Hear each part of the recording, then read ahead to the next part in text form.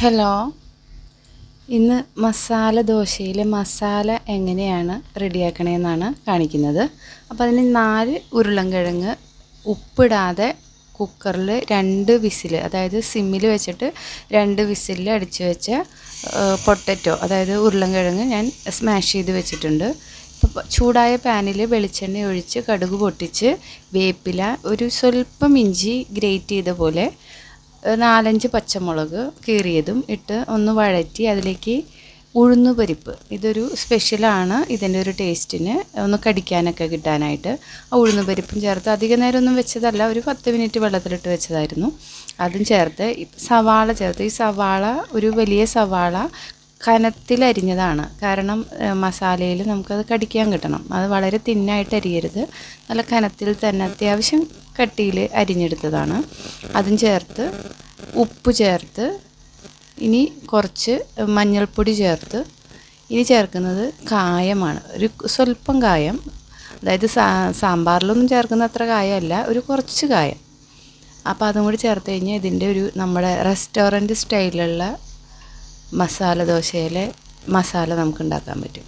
അപ്പോൾ അതൊന്ന് വഴന്ന് വരുമ്പോൾ, ഇത് ബ്രൗൺ കളറാക്കരുത് സവാള, അതിന് മുന്നേ സ്വല്പം വെള്ളം ഒഴിച്ച് ഉപ്പൊക്കെ ഇപ്പം നമ്മൾ നോക്കണം. അപ്പോൾ ഈ ഉപ്പ് ചേർക്കാതെയാണ് നമ്മൾ ഉരുളൻകിഴങ്ങ് വേവിച്ച് വെച്ചിട്ടുള്ളത്. അപ്പോൾ അതിന് വേണ്ട ഉപ്പും കൂടി കണക്കാക്കി വേണം ഈ വെള്ളത്തിലത് ചേർത്ത് ഉപ്പ് പാകം നോക്കി ഉരുളൻകിഴങ്ങ് സ്മാഷ് ചെയ്തത് അതിനകത്തോട്ട് ചേർക്കുക.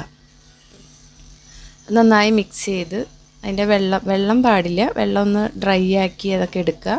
അതിലേക്ക് കുറച്ച് ഞാനിവിടെ മല്ലിയില ചേർക്കുന്നുണ്ട്. നിങ്ങൾക്ക് മല്ലിയില വേണമെങ്കിൽ സ്കിപ്പ് ചെയ്യാം, നാട്ടിലെ പോലെയാണെങ്കിൽ ചിലപ്പോൾ മല്ലിയില കാണില്ല. അപ്പോൾ ഇവിടെ ഞങ്ങൾക്ക് മല്ലിയില ഇത്തിരി പ്രിയപ്പെട്ടതായതുകൊണ്ടാണ് മല്ലിയില ചേർക്കുന്നത്.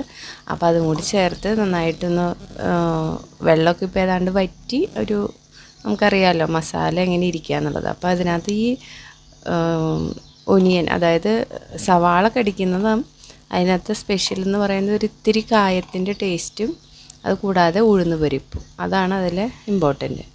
നമ്മൾ ദോശ തവയിൽ ദോശ ചുട്ടെടുക്കുക. ഇതിപ്പോൾ ചൂട് കൂടിയപ്പോൾ ഞാൻ ഒത്തിരി വെള്ളം സ്പ്രെഡ് ചെയ്യുന്നതാട്ടോ അത്.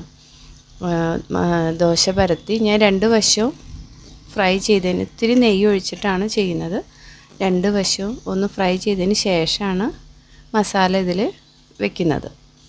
ഇതിന് നാളികേര ചട്നിയോ അങ്ങനെ എന്താണ്, ഇപ്പോൾ ഞാനൊക്കെ നാളികേരത്തിൻ്റെ ചട്നിയാണ് ഉപയോഗിക്കാറ്. ഇതിന് ചട്നി എന്ന് പറഞ്ഞാൽ കൂടുതൽ വെള്ളമല്ല, എന്നാൽ വളരെ ചമ്മന്തി പോലെയല്ല, ഇത്തിരി കട്ടിയിൽ സ്വല്പം പുളി ചേർത്തിട്ടാണ് ചെയ്തെടുക്കുന്നത് കേട്ടോ. അങ്ങനെ ഉണ്ടാക്കിയ ചട്നിയുണ്ട്. ഇതിങ്ങനെ ഒരു മസാല ദോശ, ഇത് നമ്മുടെ വീട്ടിലെ സ്റ്റൈലും റെസ്റ്റോറൻറ്റിൻ്റെ ടേസ്റ്റുമാണ് ഇതിന്.